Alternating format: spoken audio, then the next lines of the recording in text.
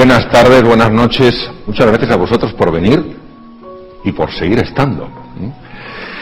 Es curioso, desde hace, por lo menos en Occidente, unos 2800 años se sigue reflexionando sobre la felicidad. ¿Verdad que da la sensación de que es algo muy escurridizo? Es algo que todos de alguna manera buscamos, queremos experimentar, y parece algo bastante escurridizo. Cuando John Lennon tenía 5 años, su madre le dijo lo siguiente: John, la clave de la vida es ser feliz. Entonces John fue al colegio y la maestra un día les dijo a los niños: quiero que hagáis un trabajo sobre lo que queréis ser de mayores. Y John escribió ser feliz. Entonces la profesora, cuando leyó el ensayo, le dijo: John, no has entendido nada del trabajo. Y John le dijo: señorita, usted no ha entendido nada de la felicidad. Y no ha entendido nada de la vida. ¿Qué es la felicidad? Si yo pretendiera, a pesar de tener la mejor intención, deciros a vosotros lo que es la felicidad, qué equivocado estaría. Sin embargo, sí creo que juntos podemos hacer una reflexión, hacernos preguntas, mirar donde normalmente no miramos y a lo mejor descubrir aquello que está oculto precisamente porque nunca miramos allí. El arte de la pregunta es un arte esencial. El propio Albert Einstein decía que la clave no es encontrar respuestas a las viejas preguntas, sino hacernos preguntas que nunca antes nos habíamos hecho. ¿Por qué son tan importantes las preguntas? Porque a lo mejor de lo que estamos hablando no es de un enigma. A lo mejor la felicidad no es un enigma. La felicidad a lo mejor es un misterio. ¿Cuál es la diferencia entre un enigma y un misterio? Es una diferencia muy clara, muy diáfana. Un enigma es aquello que la ciencia, con su trabajo, con su tiempo, con su dedicación, será capaz de descubrir. Es cuestión de tiempo. Es cuestión de tecnología. Pero los misterios desafían nuestra forma tradicional, nuestra forma lógica de pensar. Precisan de la existencia de lo que se llama una razón ampliada. ¿Y cómo me puedo posicionar yo frente a un misterio? Porque frente a un enigma yo entiendo cómo me he de posicionar. Utilizo mis tecnologías, mido, peso, calculo. Pero ¿cómo me posiciono frente a un misterio en caso de que la felicidad fuera un misterio? Pues también nos lo decía Einstein. Frente a los misterios hay que posicionarse desde el asombro, la curiosidad y la humildad. Porque los misterios no se descubren, los misterios se desvelan. Por tanto, si la felicidad fuera un misterio y no un enigma, nosotros lo único que podemos hacer es ponernos en unas condiciones adecuadas para que ese misterio, esa felicidad, se desvele ante nosotros y podamos experimentarla. Estoy convencido, tengo la certeza plena de que a lo largo de estos 2 días, todos los que estamos aquí, todas aquellas personas que aunque físicamente no están aquí, para nosotros están aquí, junto a nosotros, que nos escucharán a través de medios de comunicación, que verán cosas nuestras a través de las redes sociales. Estoy convencido que todos vamos a salir de aquí con una idea más clara, con una idea más luminosa de eso que es la felicidad. No un destino, no un lugar al que ir, sino una forma de vivir, un camino que recorrer, una forma de ser y de estar en el mundo. Pero dado que el ser humano es un ser que tiene tantos planos que no se pueden separar, pero sí distinguir, es importante recordar el peso del lenguaje. Ya lo dijo el gran filósofo austriaco Ludwig Wittgenstein: los límites de mi lenguaje son los límites de mi mundo. Eso quiere decir que tenemos que diferenciar, porque cuando tú diferencias y tú distingues, tú ves con más claridad. Y no podemos hablar y confundir 2 términos que son diferentes en su naturaleza. Una cosa es el bienestar subjetivo, se ha hablado aquí, con gran elocuencia y con gran belleza, aquello que colma los sentidos. Yo veo algo bonito y colma mi vista, que tomo una comida rica y colma mi gusto. Pero la felicidad no es lo que colma los sentidos, es lo que colma el corazón. ¿Están conectados? Seguro que sí. También son diferentes. Y por eso nosotros vamos a abordar aquí no el concepto de bienestar subjetivo, sino un concepto mucho más desafiante, el de la felicidad. ¿Qué es? ¿Qué podría ser para cada uno de nosotros? ¿Cómo se experimenta? ¿Cómo puede uno ponerse en una situación adecuada para que ese misterio, en caso de que lo fuera, se desvelara? Y va a venir en nuestra ayuda un filósofo, curiosamente un filósofo que mi querido y admirado Juan Luis Arzuaga ha mencionado hoy. Un filósofo del siglo XVIII, el último ilustrado. Immanuel Kant. La obra por la que es especialmente conocido es Crítica de la razón pura. Y Kant hace 3 preguntas de excepcional hondura. Es cierto que no las contesta plenamente, contesta desde su punto de vista, pero solo las 3 preguntas tienen tanto peso, tienen tanta fuerza, tanto calado, son una invitación tan hermosa para que nosotros, cada uno de nosotros, reflexionemos y busquemos una solución. Primera pregunta, ¿qué es lo que puedo conocer? ¿Puedo conocer yo solo las realidades materiales? Aquellas que captan mis sentidos, la vista, el oído, el gusto, el tacto. ¿O soy capaz también de captar realidades suprasensibles? Aquello que no es de carácter material, sino espiritual. Eso es lo que significa la palabra espiritual, aquello que no es material. Por supuesto, no utilizando los sentidos, sino utilizando la razón ampliada, la capacidad del intelecto, para descubrir la verdad oculta en las cosas. Fijaros que alcance pregunta, ¿qué es lo que yo puedo conocer? La segunda pregunta de Immanuel Kant es, ¿qué es lo que he de hacer? De aquí nace toda la ética. ¿Hay formas de hacer que nos generen una mayor experiencia de felicidad? ¿Hay formas de actuar que nos alejen de esa experiencia del ser feliz? Y la tercera pregunta es, ¿qué puedo esperar? ¿Es la muerte el final? ¿Es un velo a otra dimensión? De aquí nace la religión, cuya raíz es religare, unir lo que en un momento se separó. Pero fijaros, siendo potentes estas 3 preguntas, la clave es la cuarta. La cuarta no la encontramos en la crítica de la razón pura, tampoco en la crítica de la razón práctica, su tratado de ética con su imperativo categórico. Lo encontramos en un tratado de lógica y tiene todo el sentido del mundo. ¿Cuál es el ser que se hace esa pregunta? Porque no tenemos la sensación de que los animales, con toda la dignidad y toda la hermosura que tienen, se hagan esa pregunta. ¿Qué ser se hace esa pregunta? De aquí nace toda una antropología, una visión de la persona. Los seres humanos, los que estamos aquí, los que no están aquí y están con nosotros. ¿Qué somos nosotros? Porque si nos damos cuenta, el ser humano que desea conocer, ya no lo reflejaba Aristóteles en el siglo IV antes de Cristo, el ser humano que desea conocer ha llegado a conocer lo más diminuto, las partículas más elementales, no ya los átomos, los electrones, los protones, los neutrones, sino hasta los quarks, los neutrinos.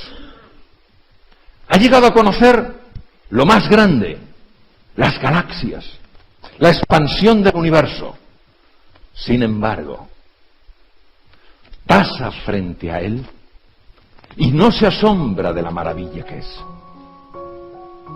Y el ser humano es como si se autoocultara, como si se escondiera de sí mismo, como si jugara al escondite y nos interpelara, descubre quién soy. Porque veréis, si solo hablamos de la felicidad cuando estamos calentitos, cuando comemos bien, cuando tenemos trabajo, cuando ganamos una cierta cantidad de dinero, cuando tenemos un cierto prestigio, no estamos hablando de felicidad. Hay que entender la felicidad cuando el bienestar subjetivo desaparece. Por supuesto que también la felicidad tiene una conexión con el bienestar subjetivo. No es un dilema, no es lo uno o lo otro, sino un contraste, lo uno y lo otro. Hay que entender la felicidad cuando aparecen los tres grandes oponentes del ser humano. El mal, tanto el mal físico como privación de un bien necesario. La ceguera es un mal físico porque es la privación de la visión, como el mal moral, la injusticia, la violencia, el daño de esas personas que son tus hermanos, en presencia de la muerte y en presencia del sufrimiento. Por eso, la pregunta sobre la felicidad es la pregunta sobre el sentido de la vida. No la de dar un sentido a la vida, sino de preguntarse si la vida ya tiene un sentido. Y si nosotros podemos mirar al mal, podemos mirar a la muerte, y podemos mirar al sufrimiento sin salir corriendo, y si hay en el mal, y si hay en la muerte, y si hay en el sufrimiento, más que amar en la vida que temer. Y si merece la pena vivir a pesar de que la vida, muchas veces, para muchas personas, es un verdadero drama existencial. Y por eso os voy a contar una pequeña historia, porque esta sencilla historia ilustra muchísimo sobre la grandeza que el ser humano puede aflorar en presencia de estos tres grandes oponentes. Porque veréis, solo hay un antídoto para el miedo, y es el amor. El amor a un proyecto, el amor a una idea, el amor a un recuerdo. Qué maravillosas las palabras de Gabriel Marcel. Decir a alguien que le amas es decirle, tú, para mí, jamás morirás. Ese es el antídoto del miedo. Yo sé, todos sabemos, que nuestra naturaleza biológica precisa de una emoción que es el miedo. Sin esta emoción que es el miedo no hubiéramos podido sobrevivir. Nos hace ser cautelosos, estar más alerta, pero tiene que estar en la dosis adecuada. Más allá ya no es miedo, es pánico. Y hay otra emoción que no está anclada solo a nuestra biología. Por supuesto que necesita de nuestra biología, por supuesto que necesita de nuestras neuronas, por supuesto que necesita de nuestros neurotransmisores. Pero está a otro nivel. Es el amor. El amor sencillamente como agradecimiento. Lo decías antes, Alejandra, agradecimiento por las cosas de cada día. Agradecimiento porque a lo mejor no vemos, pero seguimos teniendo imaginación. No pueden residir en el mismo corazón el miedo y el agradecimiento, el miedo y la gratitud, porque son incompatibles. Si por la mañana nos fijáramos en todas esas cosas que hay en nuestra vida y que podríamos agradecer en lugar de todo aquello que no nos gusta, experimentaríamos ausencia de miedo ante la vida. La capacidad de perdonar, fácil, claro que no. Pero un corazón resentido es un corazón lleno de ira. Y hoy sí podemos decir desde el punto de vista médico que hay una relación directa y demostrada entre los estados emocionales y la salud. Son demasiados estudios para ignorarlos. Por supuesto que hay múltiples factores. Por supuesto que la persona más positiva del mundo, la persona con más coraje, más ilusión y más apoyo, puede sucumbir ante una enfermedad agresiva. Por supuesto que a una persona no hay que forzarla a ser como ella no elige ser. Ahora, sí es importante conocer lo que la ciencia nos dice en esto. Lo que la ciencia nos muestra de la relación entre los estados emocionales asociados a la alegría y al gozo y la salud. Por ejemplo, sabemos que cuando estamos atrapados por la ira o el miedo, se elevan en el cerebro los niveles de dos neurotransmisores, el glutamato y el cortisol. Al subir ambos, empiezan a morir neuronas. Neuronas sobre todo situadas en los hipocampos. Los hipocampos son estructuras que controlan el centro del miedo en la amígdala, a través de un tracto llamado tracto amígdalo-hipocampal. Son centros capaces de reestructurar toda la memoria. Por eso el ser humano se puede reinventar constantemente.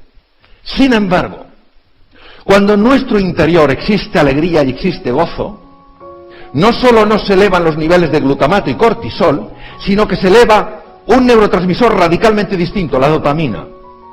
La dopamina, que está en el haz mesolímbico, uno de los circuitos más importantes de recompensa del cerebro, hace que sintamos gratitud, que sintamos plenitud, que sintamos alegría. Y además es una hormona clave en la confianza. Por eso el amor te ayuda a ser valiente. Vosotros y vosotras haríais por amor lo que no haríais nunca por dinero. Dentro de cada uno de vosotros y de cada vosotras hay un héroe, una heroína dormidos. Lo que pasa es que para que despierte hace falta el estímulo adecuado. Y ese estímulo solo es el amor. El amor a un sueño, a un ideal, a una persona. Además sabemos que esas personas que dedican parte del tiempo a reflexionar sobre el amor, a reflexionar sobre la compasión, y mañana tendremos la increíble fortuna de tener a Mathieu Ricard, una de los seres humanos que más ha contribuido a que estos estudios existan. Se ha visto que se activa especialmente la zona prefrontal izquierda, justo detrás de la frente y encima de la órbita izquierda. Esta zona de las emociones positivas activa el sistema parasimpático, cuyos efectos en la salud ya veremos después. Aquí tenemos, por ejemplo, una resonancia magnética, funcional magnética, y observaréis cómo, mientras meditas una meditación sobre la compasión, conectar con el sufrimiento de otro ser humano, lo que hacía el enfermo que estaba junto a la ventana, aumenta el riego prefrontal izquierdo. Evidencia clarísima, no solo de que el cerebro está metabolizando de una manera distinta, sino de que se está reinventando, se está transformando. Los estudios con electroencefalografía han demostrado que cuando una persona está embargada por la alegría, por el gozo, por la compasión, ese ritmo trepidante llamado el alto beta, es el ritmo del Homo faber, el ser humano que solo hace, que no para de hacer, en las prisas, ese ritmo se enlentece. E incluso con ojos abiertos, empiezas a entrar en un ritmo alfa que es sumamente beneficioso para la salud y además muy vista su conexión con la creatividad.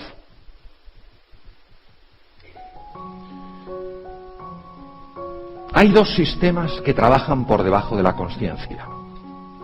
En su conjunto se denomina sistema nervioso vegetativo o autonómico y tiene dos brazos, dos ramas. El sistema nervioso simpático y el sistema nervioso parasimpático. Nunca actúan de manera aislada, siempre actúan intentando equilibrarse. Cuando el sistema que predomina es el sistema nervioso simpático, es cuando nosotros nos vemos en situaciones donde tenemos que sacar un montón de energía porque hay un peligro o porque hay un desafío importante. Cuando se activa fundamentalmente el sistema nervioso parasimpático, es momento de recuperación. El ideal sería que activáramos solo el sistema nervioso simpático cuando tenemos que estar en alerta o en alarma. Porque gasta mucha energía y deteriora mucho la salud tenerlo de forma sostenida activado. Sin embargo, sabemos que cuando somos presas de la ira, del resentimiento, de ese nihilismo, de esa falta de sentido en la vida, de este pensar que solo somos, materia. Cuando eso genera desesperanza que no tiene por qué hacerlo, afecta al sistema cardiovascular. Las situaciones de desesperanza, de ira y de miedo sostenidos en el tiempo producen un aumento del trabajo cardíaco, pueden producir cambios en el ritmo cardíaco, hipertensión arterial, aumento del colesterol y de los triglicéridos. Ver cómo sí que afectan las emociones al aparato circulatorio. También sabemos que la alegría, la compasión, la serenidad y el equilibrio protegen el sistema cardiovascular.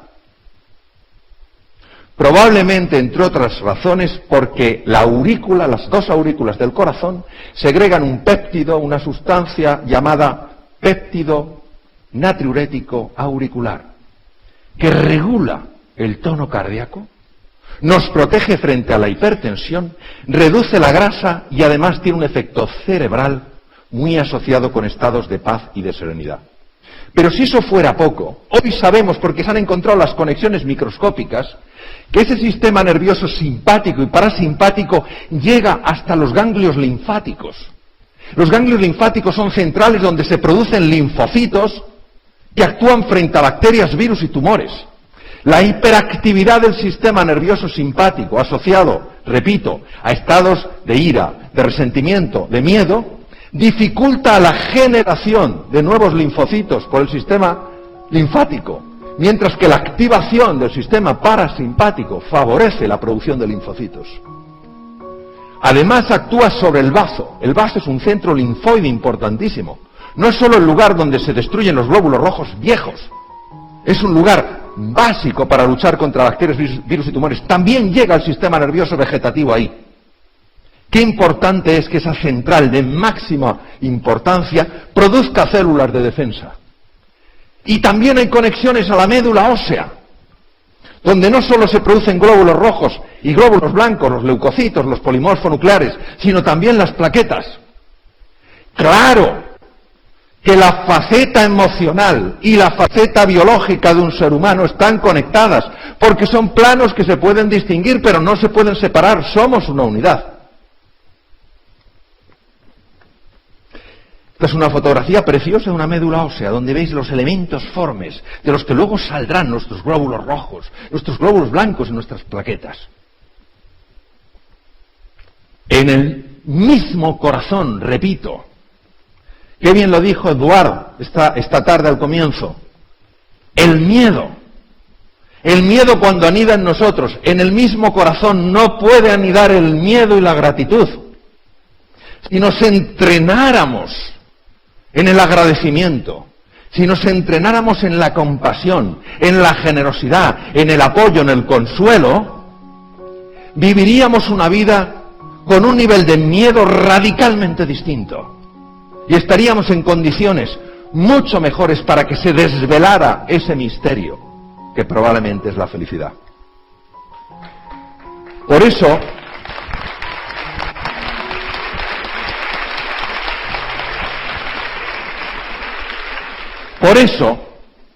al final, Jean-Paul Sartre, existencialista francés, premio Nobel, ya hemos escuchado un comentario dentro de muchos comentarios que él hizo y que no le merecieron gran afecto, no porque potenciara la individualidad, sino el individualismo.